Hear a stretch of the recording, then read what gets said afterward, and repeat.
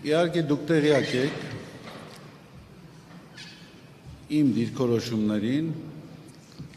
հատկապես 20 թվականից սկսած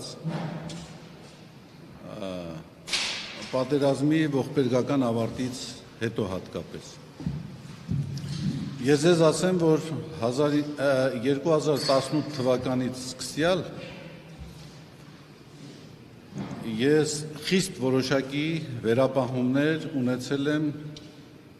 քաղաքական գործընթացների վերաբերյալ, որոնք ծավալվում էին Հայաստանում։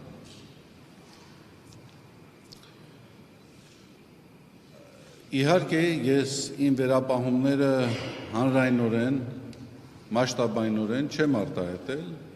հաշվի առնելով ժողովրդի լայն շրջանակների աջակցությունը իշխանությանը, հույս ունենալով, որ միգուցե ես եմ սխալվել, միգուցե սա այն է, ինչ որ անհրաժեշտ է այսօր Հայաստանին։ Դժբախտաբար սա այն դեպքն է, սովորաբար մարդիկ ուրախանում են, որ իրենք չեն սխալվել, բայց դժբախտաբար ես ցավում եմ, որ ես այս դեպքում չեմ սխալվել, ինչպես եւ չեն սխալվել մի շարք անձինք։ Ինչու չեմ սխալվել եւ ինչու ունեի այդ վերապահումները։ Այն անձը, ով առաջնորդում էր քաղաքական process-ը Հայաստանում, որևէ վստահություն չէր նշենչում ինձ, ի տարբերություն այն բոլոր անձանց, ովքեր ոգևորված էին նրանով։ Նրա կենսագրության պարզ վերլուծությունը ինձ հուշում էր, թելադրում էր, որ որևէ դրական տեղաշարժ, որևէ լուսավոր հեռանկար հնարավոր չէ ակնկալել այս մարդու առաջնորդած շարժումից։ Դա մի մարդ էր, որ իր ողջ կենսագրության ընթացքում բացառապես առաջնորդվել էր շանտաժով,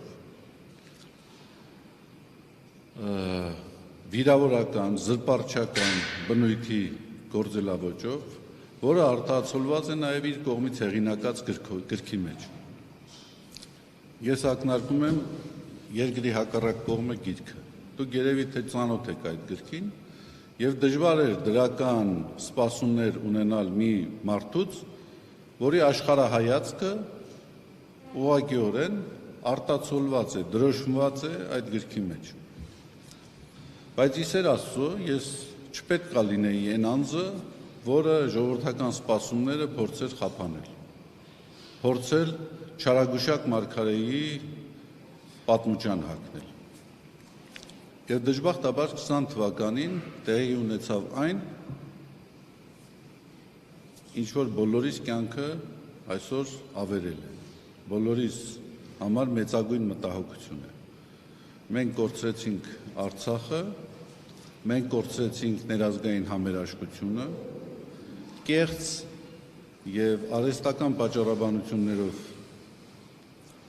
բազմաթիվ անձինք ձերբակալվեցին, պառակտվեց հասարակությունը։ Եվ իհարկե այդ պայմանների մեջ ես անբարոյական եմ համարել, որպես թե եկեղեցական եւ թե անձ, որևէ ձևով իմ դիրքորոշումը չարտահայտել։ Եվ ես այդ դիրքորոշումը արտահայտել եմ եւ այսօր էլ այդ դիրքորոշման վրա եմ, այդ անձը եւ այդ անձինք, այդ իշխանությունը, որը այդպիսի առհավիրք է բերել մեր երկրի եւ մեր ժողովրդի գլխին, չի կարող շարունակել մնալ իշխանության։ Օր առաջ նրանք պետք է հեռանան։